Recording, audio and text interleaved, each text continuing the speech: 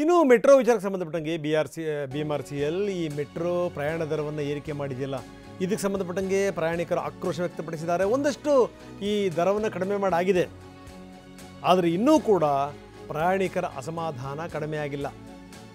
ಬನ್ನಿ ಒಂದಷ್ಟು ಜನ ಮಾತಾಡಿದ್ದಾರೆ, ಏನು ಹೇಳ್ತಾರೆ ನೋಡೋಣ. ಹೌದು, ಜಸ್ಟ್ ನಾವು ನಾನು ಅದನ್ನೇ ನೋಡ್ಕೊಂಡು ಬಂದೆ.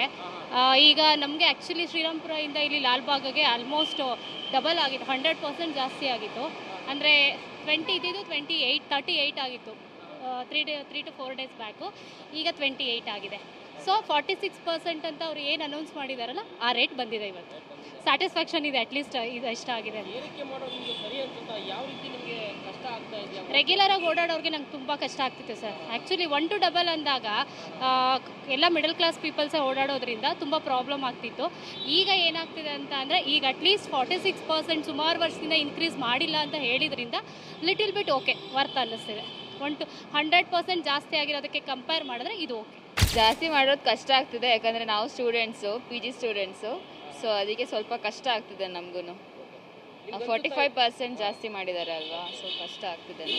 ಈಗ ಮೆಟ್ರೋ ಬಿಟ್ಟು ಮತ್ತೆ ಬೇರೆ ಏನಾದರೂ ಅವಲಂಬನೆ ಮಾಡಿ ಬಸ್, ಯಾಕಂದರೆ ಈ ಟ್ರೈ ಮಾಡಿದ್ದೀವಿ, ಬಟ್ ಬಸ್ಸಲ್ಲಿ ತುಂಬ ಲೇಟ್ ಆಗ್ತಿದೆ. ಮೆಟ್ರೋ ನಮಗೆ ತುಂಬ ಬೇಗ ಆಗ್ತಿದೆ, ಆದರೆ ಏರಿಕೆ ಆಗಿರೋದ್ರಿಂದ ನಮಗೂ ಕಷ್ಟ ಆಗ್ತಿದೆ. 5 ಸ್ಟಾರ್ ಸಿಲ್ಕ್ ಇನ್ಸ್ಟಿಟ್ಯೂಟಿಂದ ಇಲ್ಲಿ ಲಾಲ್ಬಾಗ್ ಇಲ್ಲಿತಾ ಇದ್ದೋ 35 ರುಪೀಸ್ ಇತ್ತು, ಇವಾಗ 60 ಮಾಡಿದ್ದಾರೆ. 25 ರುಪೀಸ್ ಜಾಸ್ತಿ ಮಾಡಿದ್ದಾರೆ ಸರ್. ಅದೇ ಕಮ್ಮಿ ಮಾಡಬೇಕು ಅಂತ ನಾವು ಕೇಳ್ಕೊತೀವಿ. ಬೇಜಾರಾಗುತ್ತೆ ಸರ್, ಡೈಲಿ ಹೋಗ್ತೀವಿ ಬರ್ತೀವಿ, ಎಕ್ಸ್ಪೆನ್ಸಿವ್ ಜಾಸ್ತಿ ಆಗಿದೆ. ಲೇಟ್ ಆಗುತ್ತಲ್ಲ ಸರ್ ಬಸ್ಸು, ಟ್ರಾಫಿಕ್ ಅದು ಇದು, ಇದರಲ್ಲಿ ಟ್ರಾಫಿಕ್ ಏನೂ ಇರಲ್ಲ ಅಂತ ಬರ್ತೀವಿ. ಎಲ್ಲರಿಗೂ ತುಂಬ ಜನ ಬರ್ತಿದ್ರು ಮೆಟ್ರೋಗೆ, ಆದರೆ ಈಗ ಎಲ್ಲ ಸ್ವಲ್ಪ ಕಮ್ಮಿ ಆಗ್ತಾ ಇದ್ದಾರೆ ಟಿಕೆಟ್.